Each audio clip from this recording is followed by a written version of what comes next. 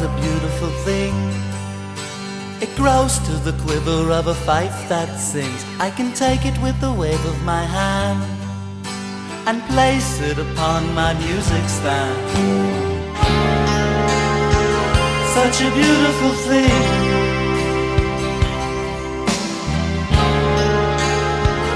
Such a beautiful thing. Hello, everybody. Thank you for joining us. Special shout out now to those of you who are watching this on one of our video platforms, watching the recorded, prepared video.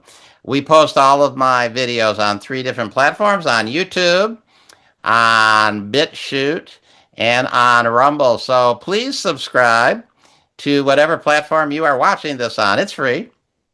And hit the like button. The more likes these videos get, the more that platform shares them with other people. Also, I really encourage people to leave a comment after you watch the video, just like a little share, some thoughts that you had while you're watching the video, and perhaps I will comment on your comment. Okay. Last Friday night, a couple of nights ago, I went with my lady friend, my female partner, Reverend Deuce Althea, she's right here, to visit a friend of hers who has been in a nursing home for the last 2 years. Reverend Deuce and I have been together for 34 years, so I knew this woman because she's a long-term friend of Deuce Althea's. But we hadn't visited her since she went to the nursing home. We had lost the information about where she was. I had no way to contact her son. But this past week, her son called Deuce Althea again because his mother is taking a little turn for the worse. And he encouraged us to visit. And so that way we were able to get the information. So we went. I knew this woman, more of an acquaintance really than a friend, though she was certainly a friend of Deuce Althea's. But then later I actually remembered that she used to come to the Community Miracle Center. She used to come to the Sunday gathering every once in a while. She used to come to some of the holiday parties and events and potlucks that we used to have. And I actually think she brought her son with her a time or two. So even though I didn't really remember him, I do think I have now I remember that I do believe I had met him before. So it was a little startling. It was a little startling because she has stopped eating and she is incredibly thin and weak and frail. And her cognitive ability is quite a bit compromised. And that was sad to see. And I'm enlightened enough to be able to say that I do experience sadness from time to time. I think some miracles people avoid that, but I have waves of sadness that flow through me. But then the workbook, and of course, the Miracles, has a wonderful passage that frequently comes to mind. Whenever we're confronted with one of these tragically seeming things, appearances that are out there in the world. So I'm going to read this little passage. I'm going to change the pronouns because Course in Miracles uses he, but I'm going to use she and her because I got the guidance to apply it to what I was seeing as the condition of Deuce Althea's long-term friend. She seems a sorry figure, weary, worn, in threadbare clothing and with feet that bleed a little from the rocky road she walks. Yet is she really tragic when you see that she is following the way she chose and needs but realize who walks with her to open up her treasures to be free. So, A Course in Miracles always challenges us and encourages us not to buy into the tragic victim image. In some way, everybody's getting the experience that they are asking for. In some way, I am getting the experience that I am asking for, even being there in the nursing home and feeling the waves of sadness flow through me. So at some level, everything is exactly as it's supposed to be.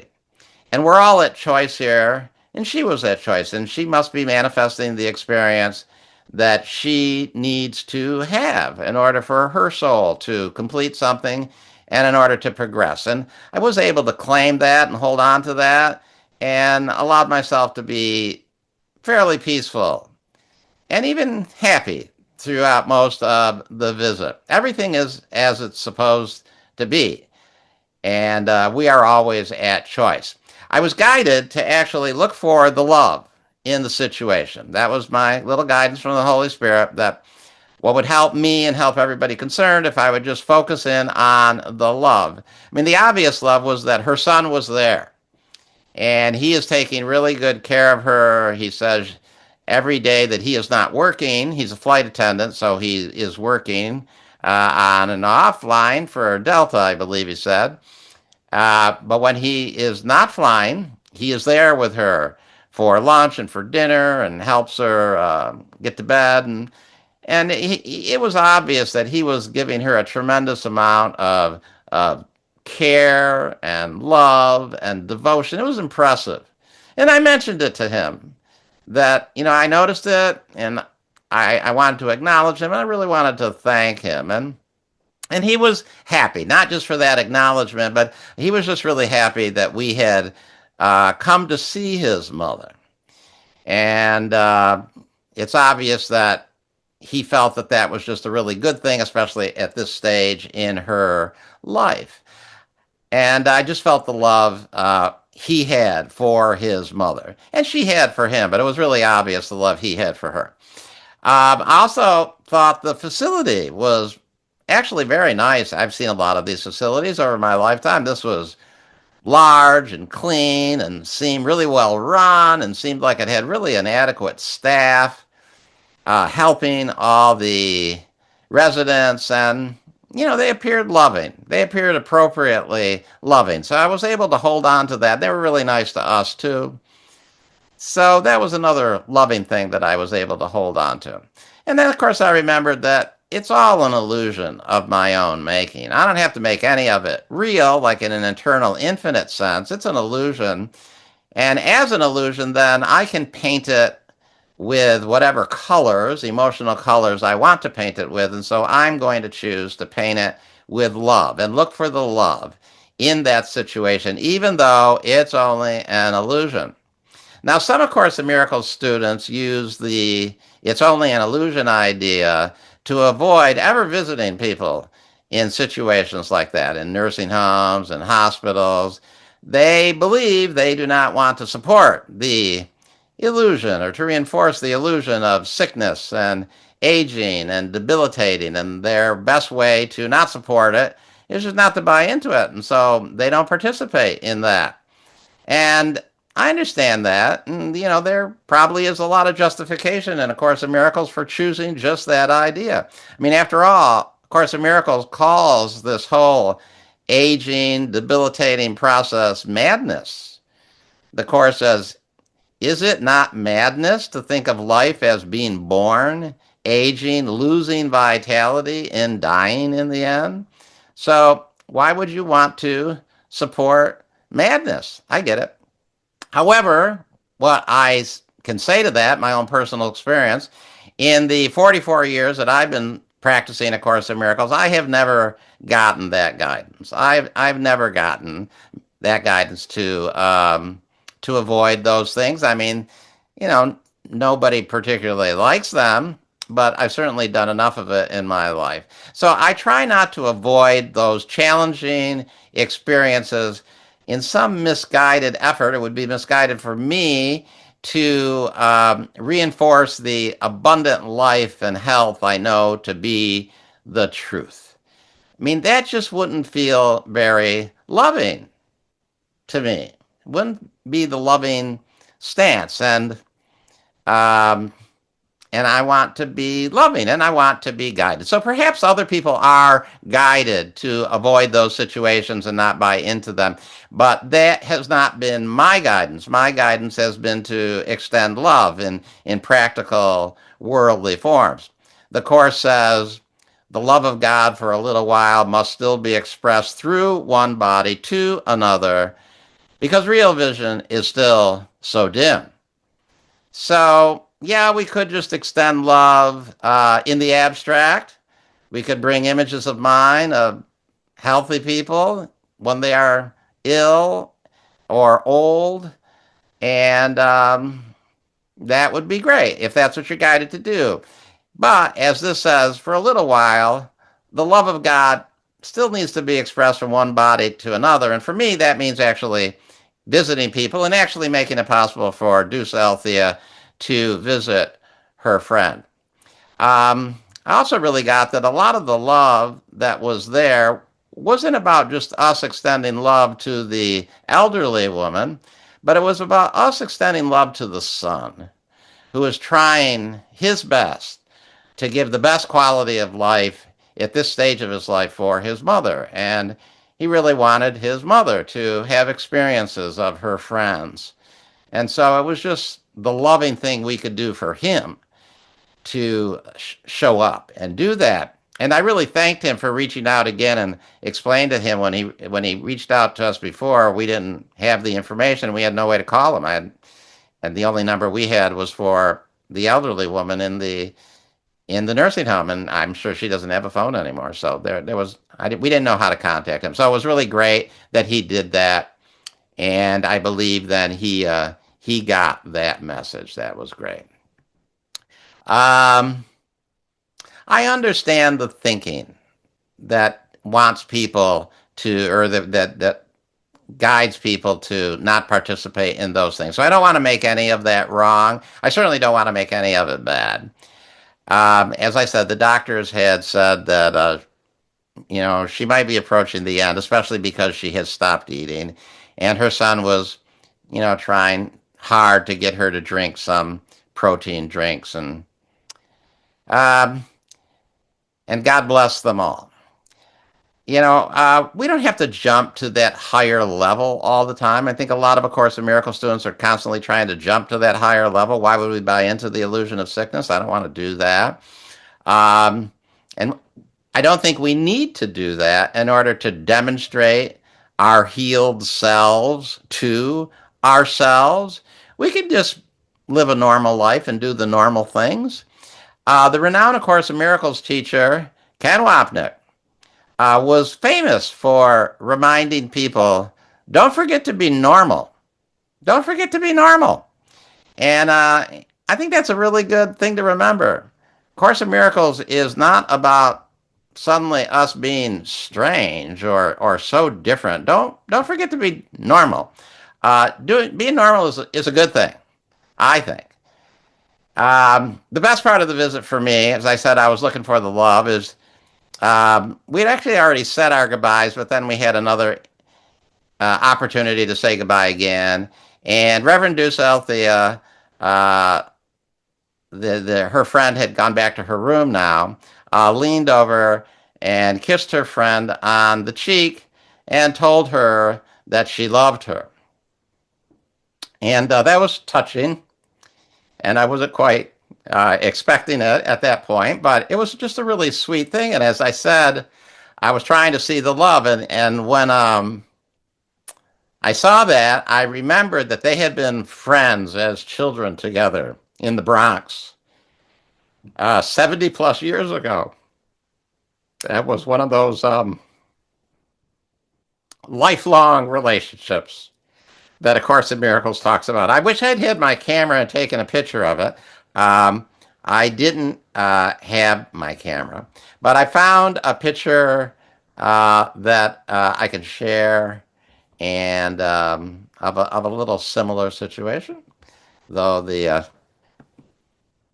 age difference here is not really what we saw there. But anyway, it was just a sweet moment of expressing love, and I was doing my best to focus on love. And when that was going on, I remembered this teaching from A Course in Miracles, which is the one that Reverend Randy read in the reading. It says, the third level of teaching occurs in relationships which, once they are formed, are lifelong.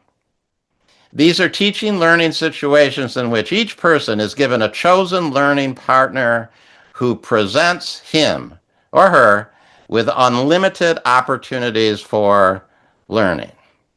So I was happy to help these chosen learning partners, have another opportunity to participate and express their love for each other.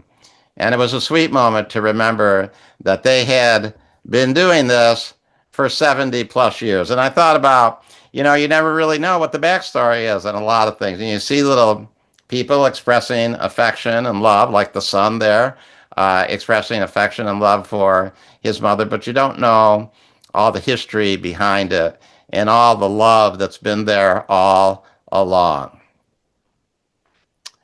Um, there's a lot of level confusion, I think, that goes on in A Course in Miracles. I think there's level confusion in people when they, believe that to visit somebody in a nursing home or in a hospital is to buy into the belief in sickness and thus strengthen the sickness, and they don't want to do that.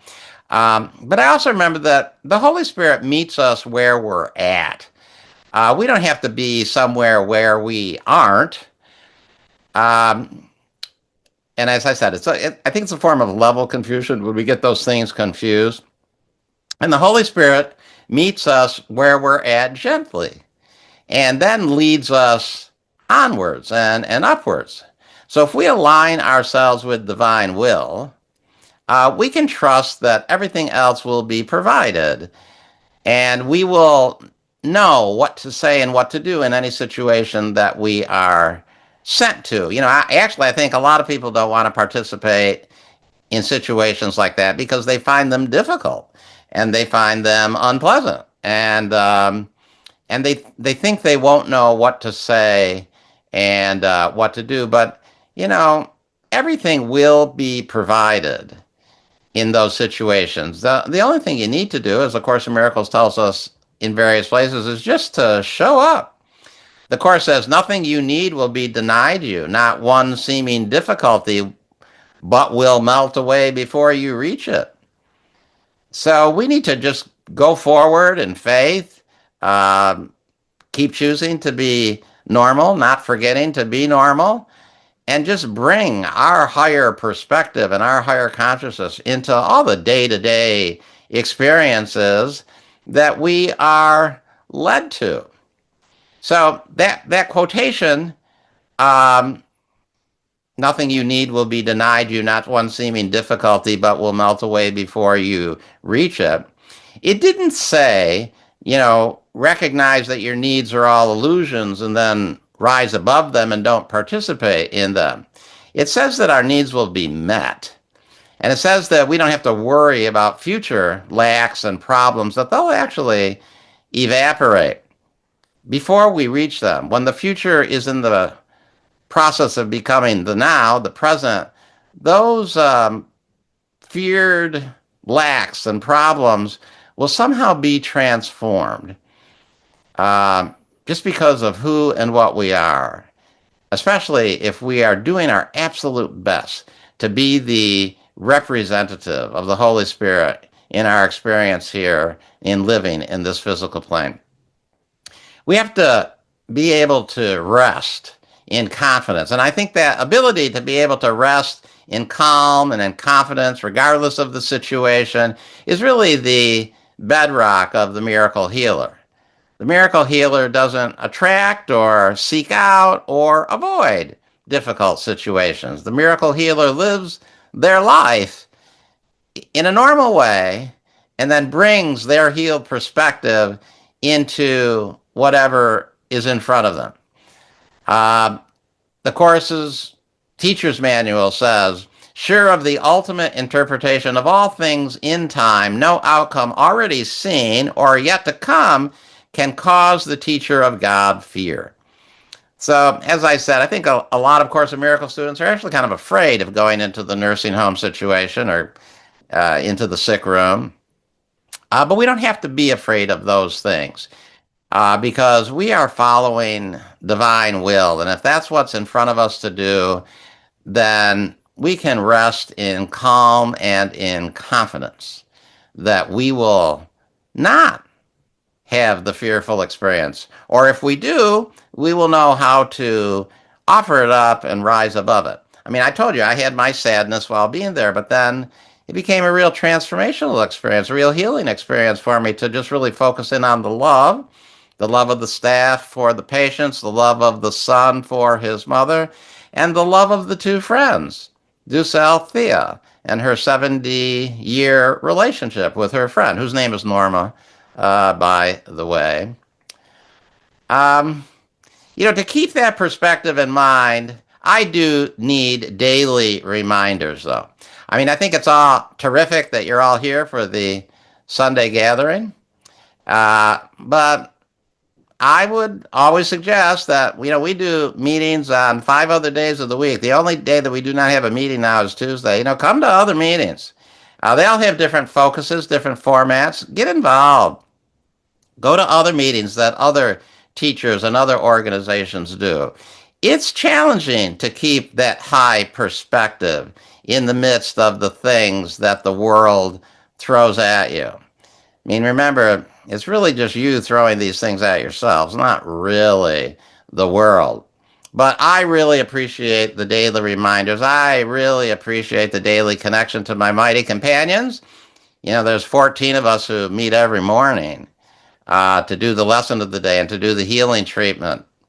That keeps my consciousness grounded in that peace and that confidence that I can then take into the present all the time.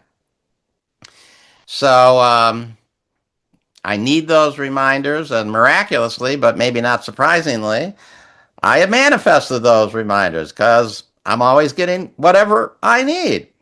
So I'm really grateful to have those connections, and I'm grateful for the daily love and power that I feel when I connect to my mighty companions. And if there's anybody out there who would like that same connection, email me and I'll talk to you about it. We're always open to new people joining us. And I can trust that I will always have the right words to say in any particular situation. And, that was certainly true on Friday night. And the Course tells us that. And this is from the end of the workbook. It says, and if you need a word to help me, if I need a word to help me, he will give it to me. If I need a thought, that will he also give. And if I need but stillness and a tranquil, open mind, these are the gifts I will receive of him.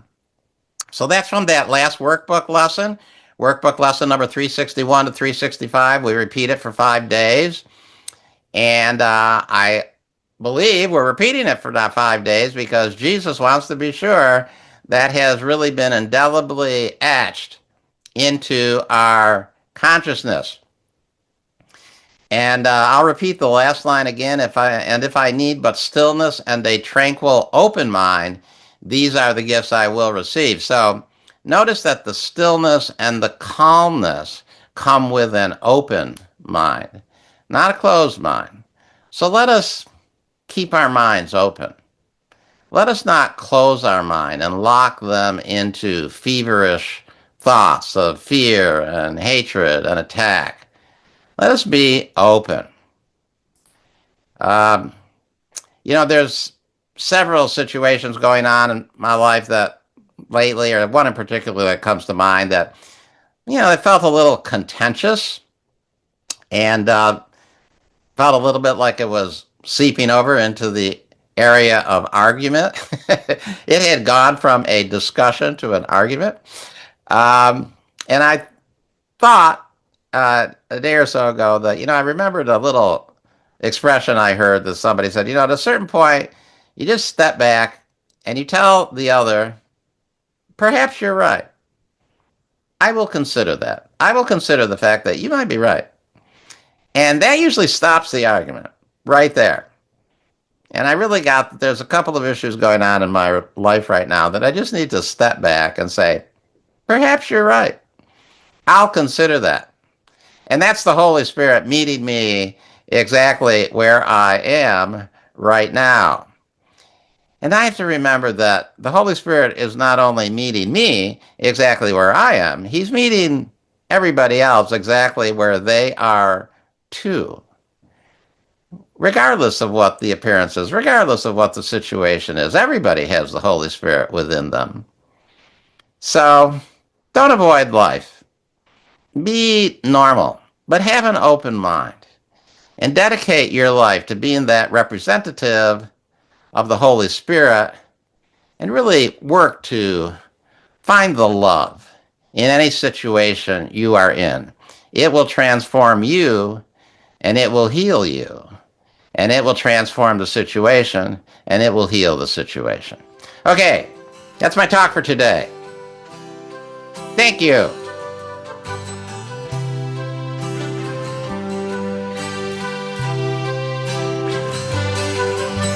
A flower is a beautiful thing. It grows to the quiver of a fife that sings. I can take it with the wave of my hand and place it upon my music stand. Such a beautiful thing.